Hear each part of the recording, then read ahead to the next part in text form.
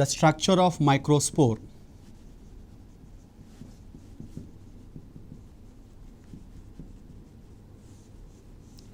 Okay, microspore or pollen grain is considered to be the first cell of male gametophyte.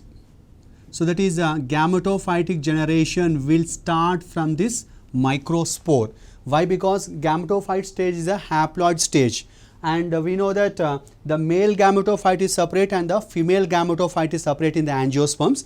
So the male gametophyte is starting its life cycle or journey of its life cycle from the pollen grain. That's why we call it as a first cell of the male gametophyte. And this pollen grain is generally globular or spherical in its nature, and these pollen grains are formed inside the pollen sac or the pollen chamber, and these pollen grains for their growth and development they will acquire the nutrition from the tapetum, which is encircling the sporogenous tissue, and this pollen grain is generally 25 to 50 micrometers in its diameter.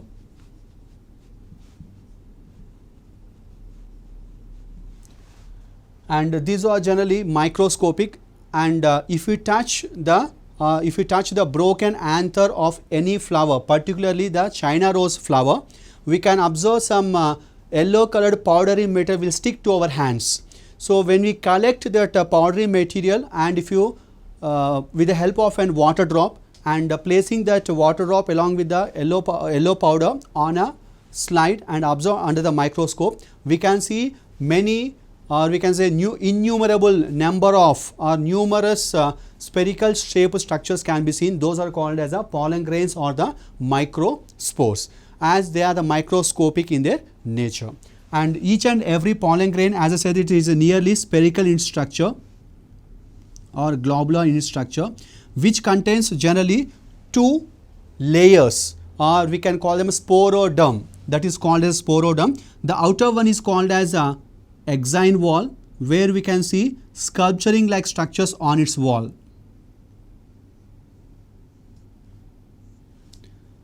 This is called as exine wall.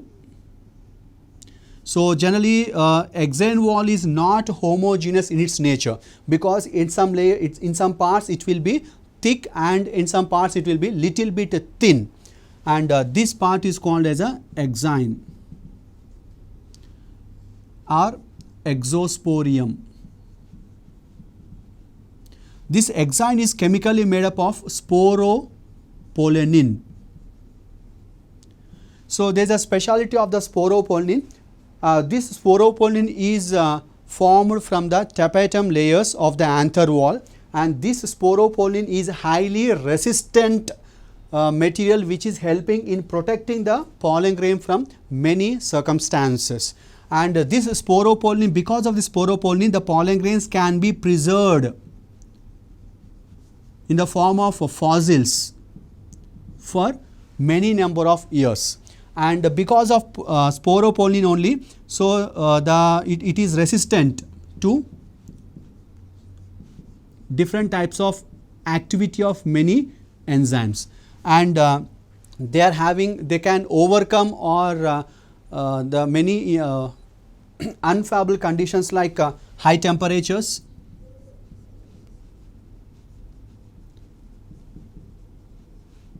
from activity of acids and alkali also. So acids means strong acids, and from the alkali nature also they are protected because of the pollen grains are protected because of the sporopollenin. So that is the significance related to the sporopollenin, which is a part of the exine wall.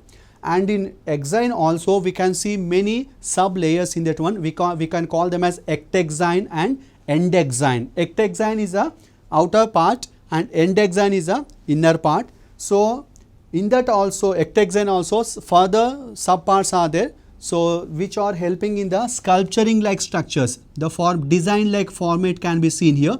So different types of designs here we can see spinous like organization here, but in some others it may be of different pattern. So that different pattern of design or sculpturing is there on the pollen grain because of the exine depositions. And inside the exine we can see some other layer which is thin in its nature. This thin layer is called as intine, and this intine layer is generally uniform in its thickness. This is intine layer, and otherwise it is called endosporium. This endosporium, as it is uniform in its nature, and here and there we can see some spherical shaped structures are in the exine only.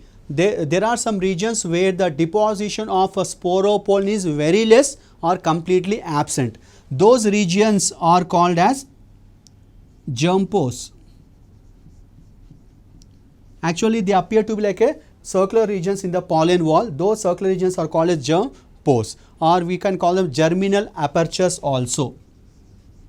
These are otherwise called as germinal apertures. So here in this diagram we can see 3 germinal apertures, but there are some plants in which only 1 germinal aperture is also present. So let us take the variation here. In dicotyledonous plants 3 germinal apertures are present. That condition is called as tricolpate. 3 germinal apertures or 3 germ pores are present. Whereas in most of the monocots we can see monocolpate. Monocolpate means which contains only 1 germ pore in 1 pollen grain, or 1 germinal aperture in 1 pollen grain. So this type of deviation can be seen where dicots with tricolpate and monocots with monocolpate condition. And intine is chemically made up of pectocellulose, that is pectin and cellulose are the chemicals by which the intine wall is made up of. And of course intine is also concerned with the formation of pollen tube. Okay, and inside this intine wall we can see one more part that is called as plasma lemma or plasma membrane. So as we know that plasma membrane is a living layer, so this can be shown like this. The plasma membrane is present here, which is present just inner side to the intine wall, and inside the plasma membrane, so the remaining part, so we consider this part as a cytoplasm or the protoplasm. In this one also the larger portion of the cytoplasm is occupied by a vacuole, and surrounding this vacuole this part is filled with the fluid material that is called as cytoplasm, and of course nucleus is pushed to one side. So all this part is called as cytoplasmic content.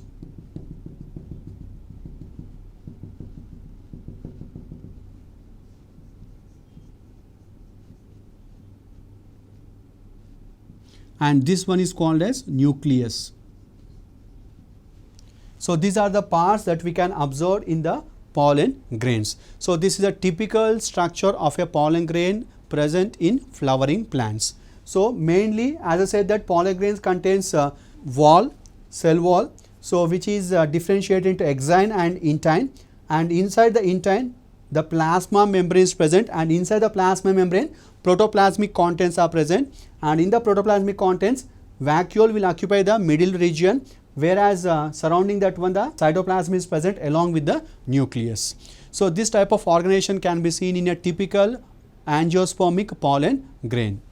Till now we had discussed about the structure of pollen grain, and these pollen grains, when they are released into the environment, so there are side effects related to the pollen grains also. That is when pollen grains of some plants, particularly there is a plant called Parthenium. The common name of Parthenium is carrot grass. So the pollen grains which are released from the carrot grass are responsible, or we can say they are causing many respiratory disorders in human beings. Respiratory disorders. So particularly they are responsible for bronchitis and asthma in many people. Actually, this carrot grass is considered to be the one of the weed plants which have been come to India or introduced to India along with the wheat plant. And not only this carrot grass, there are many other examples where the pollen grains are causing respiratory disorders in the human beings. So this is the negative aspect related to the microspores which are released into the environment. But at the same time, there is a positive aspect, that is these microspores are highly nutritive in their nature. So when these pollen grains are consumed, particularly the bee pollen grains we consider, that is when the pollen grains are mixed with the honey. So we consider them as honey mixed pollen grains which are highly nutritive in their nature. And in western countries, particularly in the western countries, these pollen grains are available in the form of syrups and tablets, because as they are highly nutritive in their nature, when these syrups and tablets are consumed or taken by athletes or the race horses, that will increase the stamina or the potentiality of the runners and the race horses. That is why these are considered to be the positive aspect related to the microspores also. Then when the pollen grains are released into the environment, so will they reach the right type of stigma? So it is not sure that they will reach the right type of stigma. Actually, when they are released, from the time of release till they reach the right type of stigma and they germinate, so that aspect is called as viability. So how many days the pollen grains will remain viable? So retain their ability to germinate is called as viability. How many days they will retain their viability means it depends upon the nature of the plant and also the external environment, that is the temperature and the humidity that is available in the environment.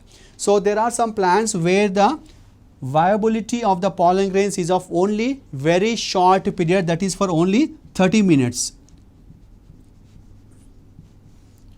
That is when the pollen grains are released from the anther, they have to reach the right type of stigma to germinate within 30 minutes. If they are reaching the right type of stigma after 30 minutes, they lose the ability to germinate. So this type of aspect is there in the rice and wheat like plants. But there are some plants in which the pollen grains will retain the viability for few months also, like in Rosaceae family, Leguminaceae family, and also in Solanaceae family. The pollen grains will retain the viability for few months also. And how can we increase the viability period of the pollen grains? So this, when the pollen grains are stored at liquid nitrogen temperature, that is minus 196 degrees of temperature, so the pollen viability can be retained for more number of days. So this type of storing the pollen grains to retain the pollen viability, so they are used as pollen banks,